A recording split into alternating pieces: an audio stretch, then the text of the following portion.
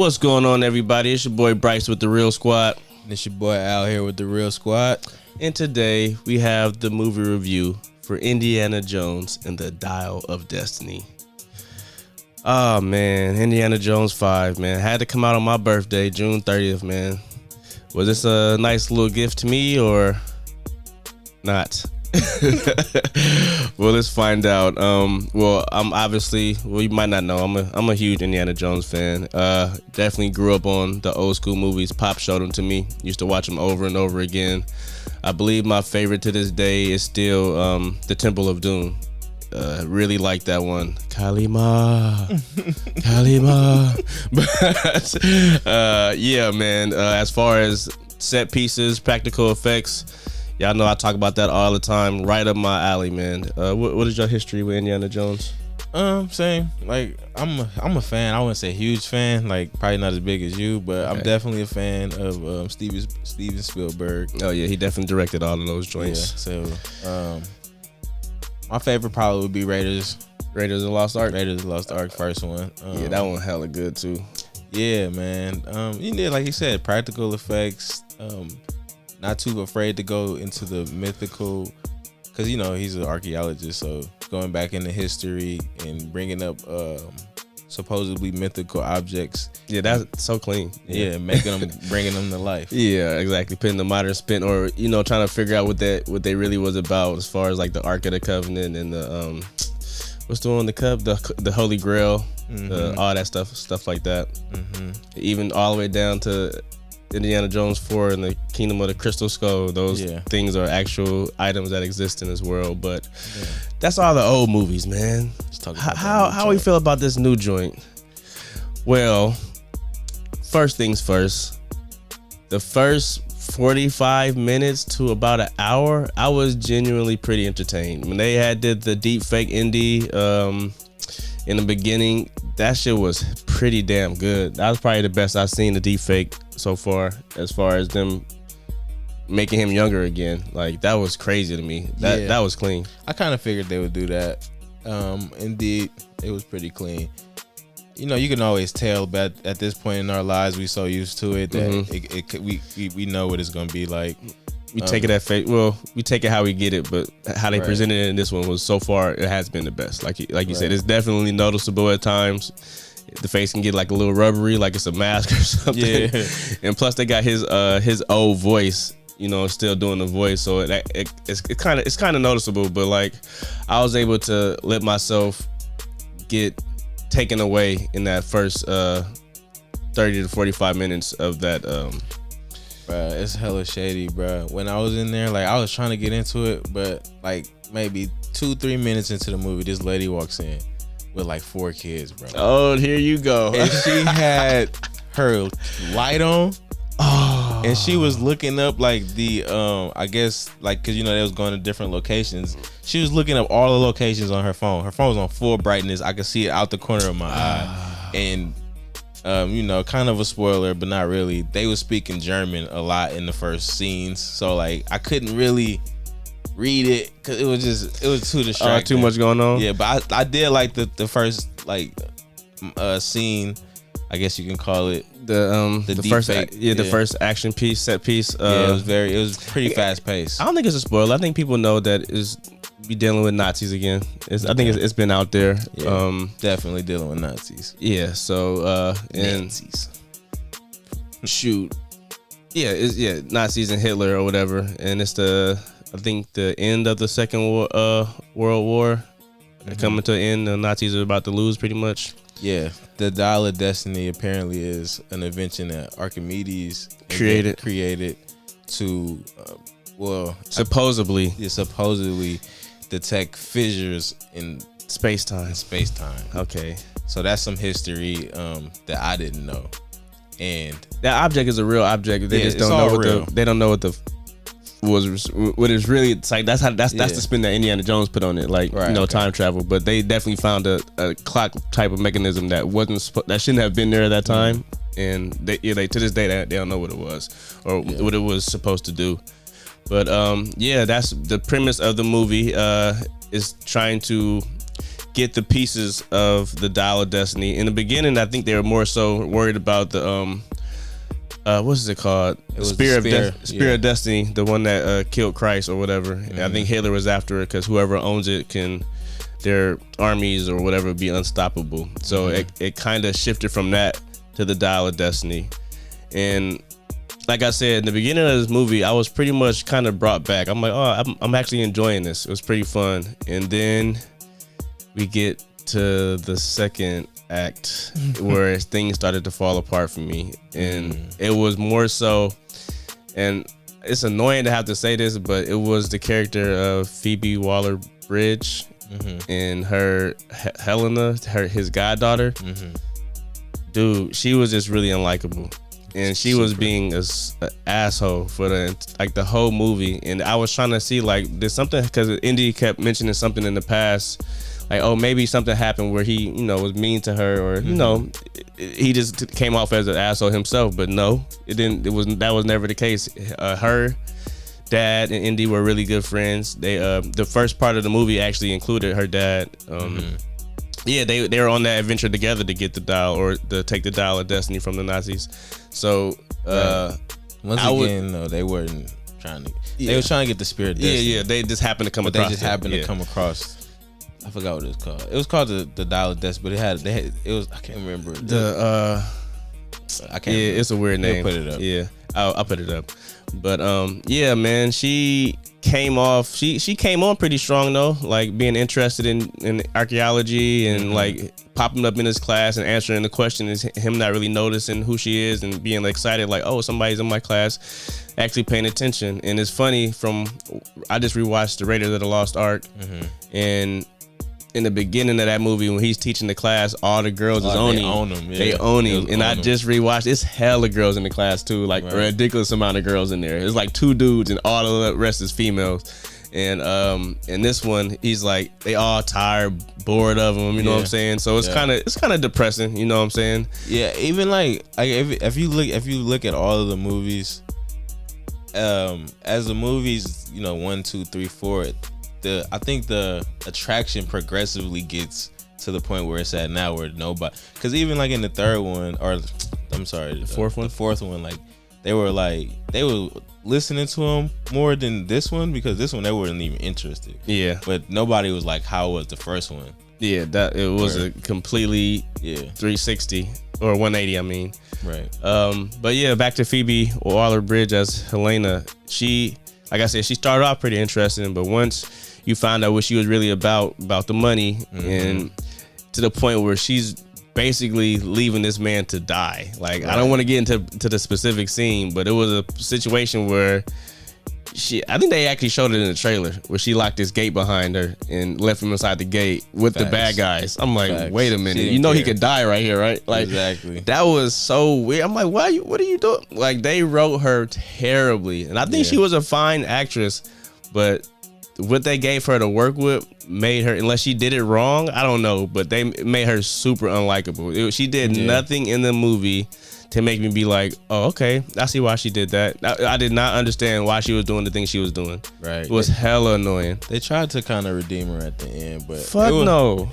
They did. I hated that part. But it was kind of like one of my favorite scenes from Rick and Morty with Ice-T. Oh, I care now. You made me care more. But that was such a drastic, like, I got you on that part. I do got you. Well, we'll get there. Well, real quick, like the beginning of the movie, I don't love it and I don't hate it. It was fine. I could appreciate what they did, but at the same time, I feel like I said, it's a little bit too late. You can definitely notice how old he was, and I can kind of tell that. Because rumor has it was a lot of reshoots, and from watching it, it definitely seemed like they went through a lot of reshoots, because there was a lot of things that got mentioned that never got brought back up again. And the ending to me was like, huh? Like, it was just even characters, like they had certain characters that like they were in the movie, but they just didn't go anywhere. Like, yeah, it literally was like this. It was almost like they had a deadline. And they made a movie, and then it got bad reception from test audiences, and they just changed that one thing that people didn't like, which was probably Indiana Jones probably passing the torch to Phoebe Waller-Bridge and possibly dying. And so I don't know, like, yeah, it just seemed really, something seemed really off about the tone of like the very, very end. Not like the climax, but the very, very end of the movie. It was just didn't seem right. Now I almost sat there during the words like, is it gonna be an after credit scene or something? Like, I even had to look it up, which is there's no post credit scene, so don't stay. But let's rate it real quick. So I want to kind of talk about spoilers. All right. You want me to go first? Yeah. I give it a real decent movie. I give it a 6. Okay. Same. I'm gonna go a real decent movie. A solid 6, right on the dot. Like, it had potential and it just completely collapsed in on itself towards the end. And dealing with these characters in this, like, I don't know, Dr. Seuss style of storytelling was way too simple and easy. But real quick, we're gonna get into some quick spoilers. So if you haven't seen the movie, just step away and come back later when you've seen it to get back to this part. But I want to talk about Mads Mikkelsen as the bad guy, which we really didn't talk about at all. But great actor, really good. He can be a very menacing bad guy. I seen him play Hannibal, which was probably my favorite character I seen him play, which was a show, and he was so terrifying and so intelligent. So I was expecting to see that level of charisma here, and it's really not there. He had these henchmen doing a lot of the work for him, and he was more so playing a nerd, like a nerd scientist. You know what I mean? That just was able to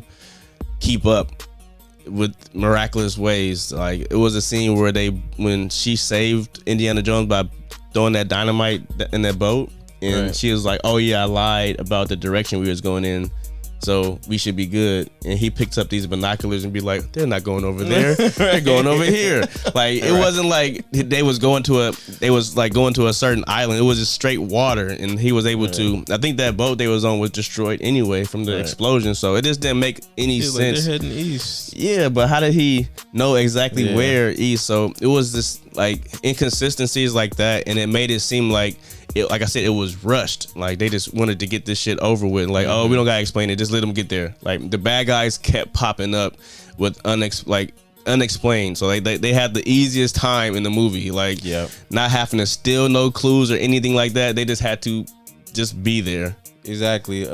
Same thing. Like, when he said they were heading east, they could be heading anywhere east. So he's like gotta be a super nerd. Maybe the son, like, maybe. Dude, I don't know. Like, I guess, like, possibly, like, he maybe went over what she, like, because she was talking about clues and reading this artifact that was telling where the other piece of the dial could be. And I guess he might have remembered how she was saying it, and like, oh, she might have worded it this way. But I'm over here doing that for the movie. You know what I'm saying? Right. I'm making stretches and it was wrong. Like, she taught him the wrong thing because Indiana had to melt. He had to melt the wax off. Yeah, to get the actual gold piece. So yeah, that's another part. That was a whole, like, it was a completely different clue at that point. Like, yeah. And then also the part that, like, what I was saying, like, they had characters that didn't kind of go anywhere. The black CIA agent, like I thought she was gonna have a way bigger part in the movie. Me too. Because she came on so strong. Right. She was just. And then she just gets killed, and we don't hear anything. We don't hear nothing from the CIA. Nothing. She, like, Indiana Jones gets framed for murder. Nothing. We don't know what happened with that. They just canned it. Like, you know what I'm saying? It's like, I guess he's good now. Yeah. Like, you know what I'm saying? He's not in America, so he's good. This was the more I talk about it, this was pretty terrible. Like, you know what I'm saying? I damn near might have to go down to average movie, a real average movie, because it's like, she could have played a way better. She was more likable from the, you know what I'm saying, from the time that she had, because she was really genuinely trying to figure shit out. You know what I'm saying? Like, she didn't, and when she figured out that, you know, Mads Mikkelsen was a Nazi, I mean, I guess it was a little bit too late. You know what I mean? Yeah. But it was weird. Like, even that kid was like, he learned how to fly. The short round, the modern day short round. Right. Basically, he was short round from number 2. So they showed a scene where he was like security. Like, why would you have a kid being anyway? So it was a private auction that she was selling the Dial of Destiny or after she stole it Indiana and left him for dead. So she was all surprised that he came, And she still was trying to sell that thing right in front of his face. Facts. I'm like, bro, you just took this from me. What are you doing? Like, oh yeah, whatever. It's like whatever. It's capitalism. And then she was selling it in her fiance's. Her ex-fiance's hotel, who's a mafia member somehow, and she only married him to get some money or to come up on. So she went back and then tried to sell it. Somehow he doesn't know about this until a commotion happens. And then he comes. It's just a whole plot. It's just too much. It was literally too much. And I'm like, what are y'all doing with her? Like, it was just terrible. And like you said, the kid, like they usually do stuff like that with movies, but it was with him flying the airplane. It should have been a lot more than that. They should have had him in an actual fake, like a cockpit or something like that, like a crashed cockpit, and him over here talking to a soldier or a pilot, like, oh, what is this? What is this? Or you know what I'm saying? But he's actually using books and. Like what? Like, he was in like makeshift. It was made out of like paper and books and shit. I'm like, this is it didn't work. And then all of a sudden he's like perfect at flying. Like, this nigga flew through a portal. A storm in a portal. Like that is amazing, bro. And so apparently the real pilot was asleep in the backseat of the airplane. He didn't hear nothing until they actually got into the most calm part. Like, he flew through the storm, totally sleep, and then once they get into the other side of the portal and it's calm, all of a sudden, he wake up and takes over to fly the plane. That was crazy. That was wild. And he's not mad at the kid. Like, you know what I'm saying? Like, it's just weird. Like, you could tell that was just a crazy plot device. Yeah, for sure. Like, to make him be able to stay in the plane and fly the plane. Make him be able to land the plane, because like that's the whole point of having the pilot in the back, so he can land the plane, so that Indy and Phoebe Waller, Helena can get back. Yeah. My two biggest issues. First is after like I said, just rewatching Raiders of the Lost Ark.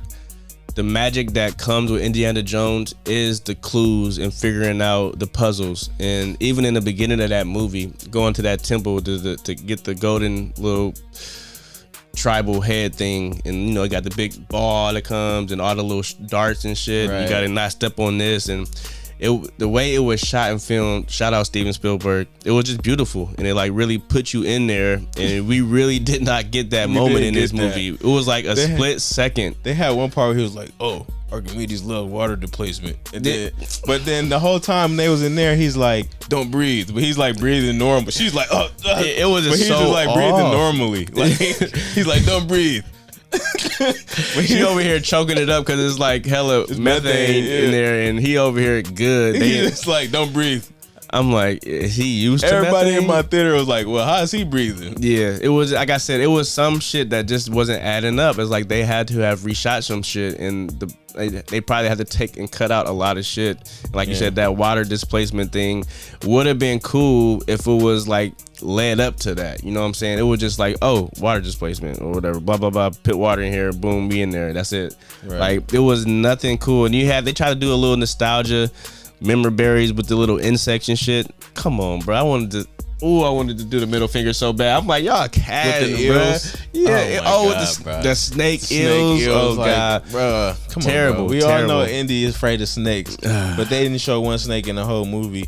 Just some eels. Yeah, like they had moments where you could have did that. Like it was so. It felt like, talking about it now, it definitely felt like this was just rushed out before they ran out of IPs. Lucasfilm, Kathleen Kennedy is killing me right now, dude. Like, she is killing me. And like I said, this is damn near the last straw as far as IPs that they have. They killed damn near Star Wars, Willow, forget about it. And now Indiana Jones, like, completely ridiculous. And this is where a lot of people are gonna probably have the biggest issues at the very end of the movie. I thought this was fine though, since we already deal with aliens and shit in Crystal Skull, or interdimensional beings. Being able to go back in time in history, which they actually end up doing. That one Roman war where Archimedes ends up losing the Dial of Destiny and creating his tomb and all that crazy shit. they popped back up there with the Nazis or whatever, with Mads Mikkelsen and his goons. They were trying to go back to 1939 to get to the World War II so he could do something to get Hitler killed. But somehow, because of what was it? Continental drift. Yeah.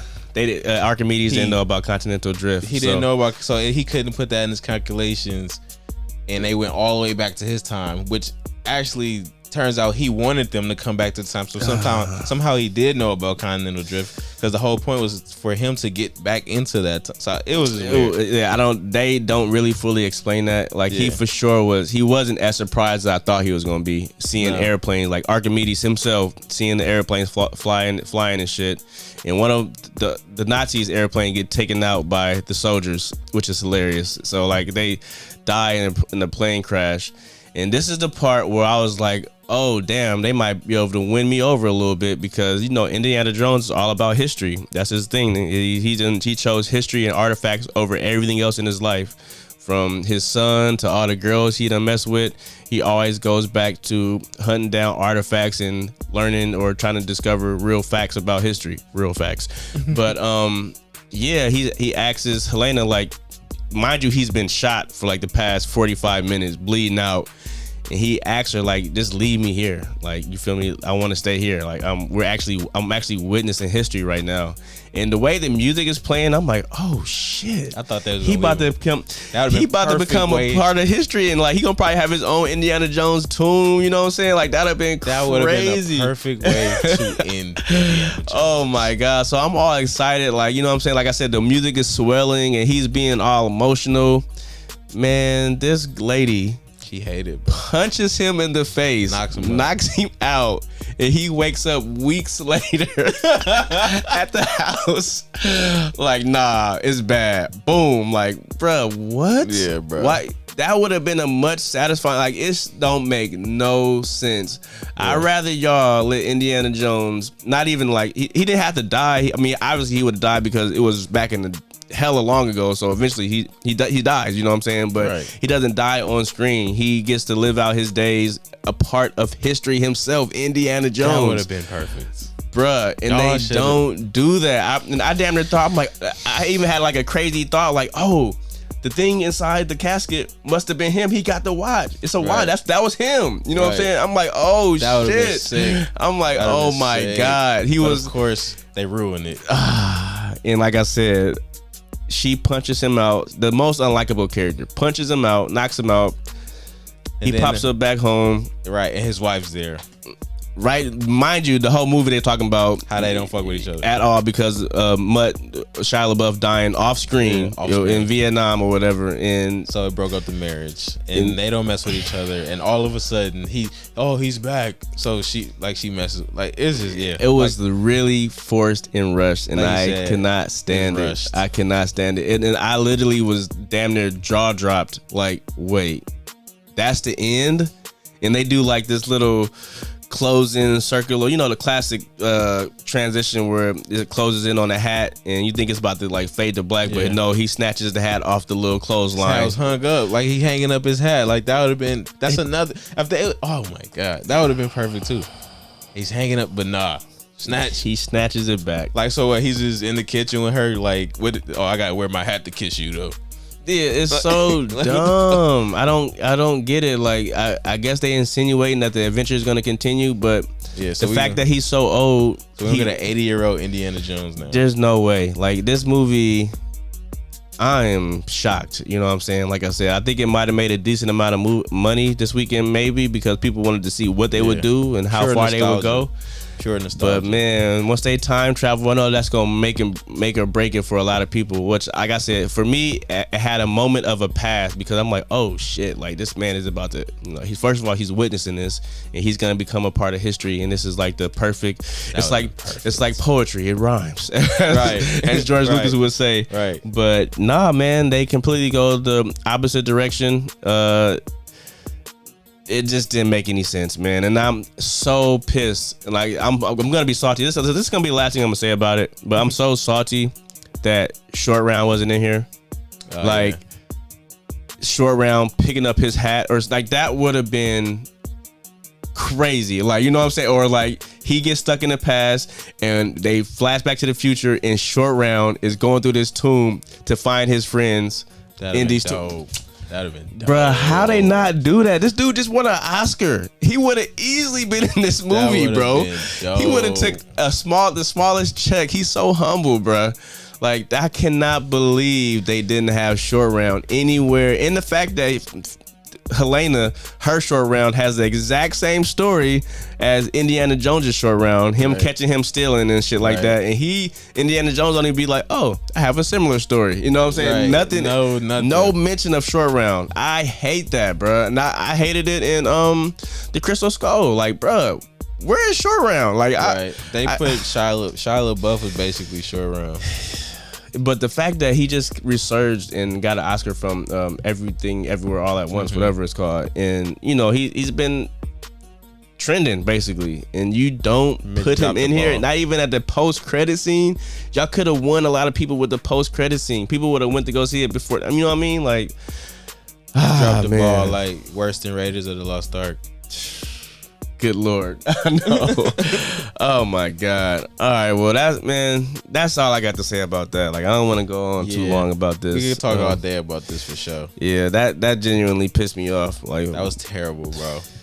We're not gonna hold y'all too much longer. Like I said, man, if y'all checked out Indiana Jones and the Dial of Destiny, let us know how you guys felt about the ending and the whole Dial of Destiny and going back in time, and how you felt they should have ended it. An 80-year-old Indiana Jones next, I guess. Make sure you do that YouTube thing. Hit that like. Please subscribe and hit the notification bell so you can stay up to date. So when we do drop either a movie review or a podcast. Thank you for showing the support for the podcast. Depending on how that works out, we will start another channel. So keep your eye out for that. But in the meantime, you guys enjoy your weekend. Hopefully you enjoyed your weekend. 4th of July is coming up, so make sure y'all get out there, pop some fireworks. It's been real with the Real Squad, and we are out. Peace.